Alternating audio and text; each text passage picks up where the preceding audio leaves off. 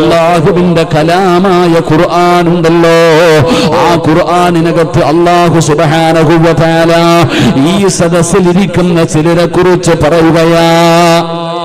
ഈ സദസ്സിലിരിക്കുന്ന ചില ആൾക്കാരുണ്ടല്ലോ, അവരെ കുറിച്ച് അല്ലാഹുവിന്റെ വിശുദ്ധമായ ഖുർആനിലോ അല്ലാഹു സുബ്ഹാനഹു വ തആല പറയുകയാണ്. എന്താണ് പറഞ്ഞതെന്നറിയുമോ?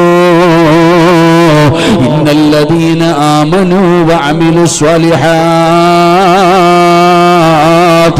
വഅഖ്ബതൂ ഇലാ റബ്ബിഹിം ഉലൈക അസ്ഹാബുൽ ജന്നാ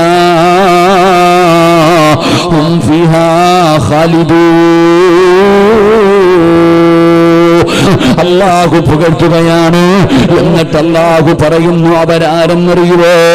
അവര് സ്വർഗത്തിന്റെ അവകാശികളാ, അവര് സ്വർഗത്തിന്റെ അവകാശികളാ.